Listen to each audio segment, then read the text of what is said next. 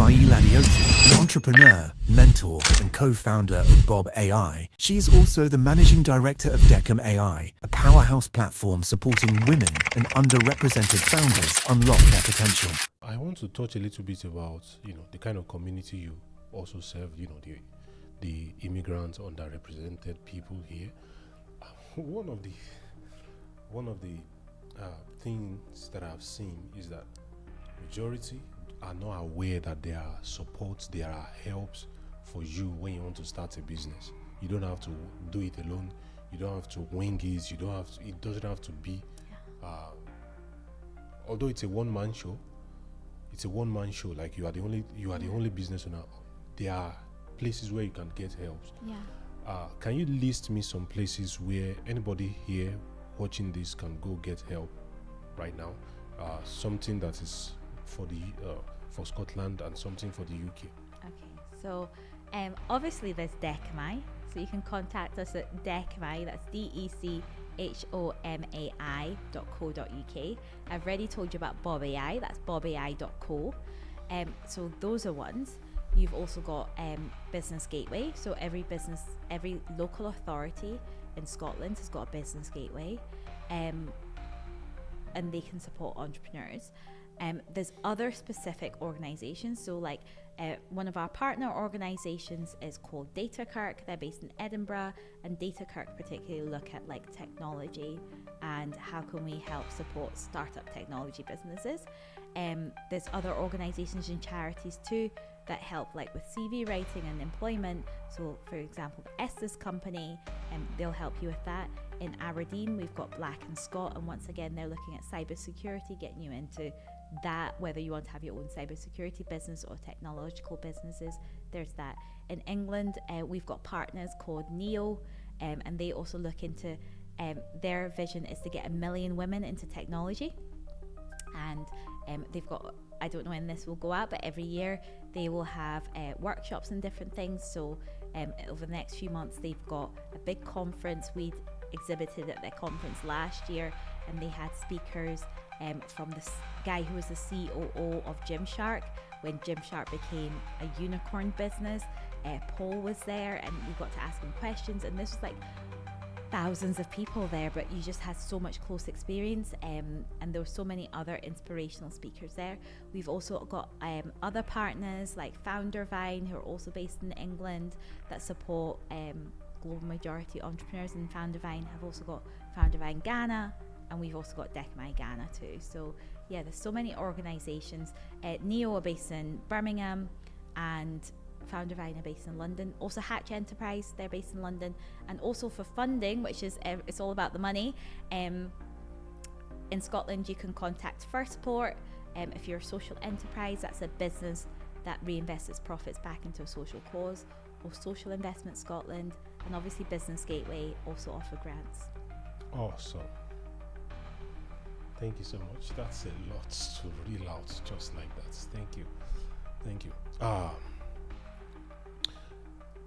When you started Dekami and Bobby I, what will the Baile that's from you've gained some experience running it, what will the Baile of now tell the Baile that was going to start? People always ask me, what would you tell your younger self? And I always say, dream big and nothing is impossible, quoting from Luke 1:37. That's just the two things. What are the things you've learned along the way? What's been the greatest lessons you've learned in your journey starting these two businesses? I'm going to quote Mark Twain. He says, the two greatest days in a person's life are the day they're born and the day they realize their why. When I discovered my why, it gave me the freedom to do what I want to do passionately, and I believe I'm where I need to be, doing what I need to do, and I'm doing it passionately. Impressive. That's where 99.999% of everybody wants to be. Yeah, that's good. That's good for you. So I'm wondering, how will you approach running a business when you are starting from zero? How will you approach? How do you when an idea comes to your head, how do you decide if you should pursue it or not? Once again, I have so many ideas, and technically right now, if you think about it, I'm running 2 businesses. And then there's always I always have other business ideas. So even Matthew and I started talking about, when we're in the accelerator, we started talking about another business that we were going to open, which is completely different from Bob AI. But this is what founders do, and this is what entrepreneurial people do. You're already thinking about the next thing because you see a need or something like that. So once again, it's like looking at the need, like what is there, what doesn't exist, what market are you filling. And I also think that don't be put off because something already exists. You're probably just making it better because you've identified a need. So if you want to start something, look and see what support there is, but also what problem are you. Always be problem focused, not solutions focused. Yeah, be problem focused.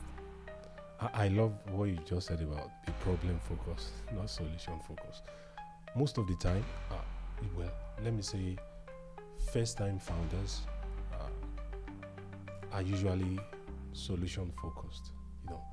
They think of, I've been there before, you think of an amazing idea in your head, in your home, and you start, go all out and build it. When you are done, you bring it to the market, and people ask you, it's not a problem that I'm willing to solve. How do you approach? How do you become problem focused? Okay, so I'm going to use both Bob AI and Dekami because we are solving the same problem.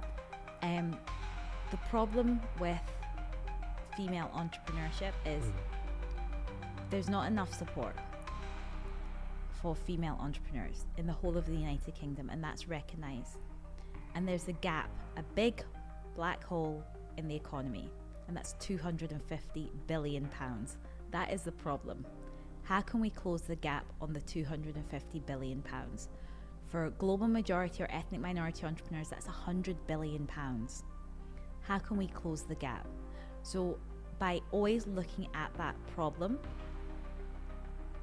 I'm always thinking, are we closing the gap? Are we moving the dial? Are things changing? The narrative's been the same for the past 10 years at least, and things haven't changed. For black female founders, only 10 have been funded by VCs in the past 10 years. I'm sorry, I have to. You're laughing, yeah. 10 in 10 years. 10 in 10 years. It's probably like 10 in 12 years. So the problem's still there. Wow. I'm sorry if I am serious. I just find it uncanny. Exactly. Like unbelievable. And the narrative's the same. So if you focus on the problem, and yes, look at the solutions, but don't, as you're creating solutions, are you changing the problem? So can we quantify and say, because of what we've done for black female founders, now 20 have been funded in the past 5 years by VCs. Because of the problem that we focused on and the solutions that we've created, the gap for female founders, the hole in the economy has gone from 250 billion to 100 billion.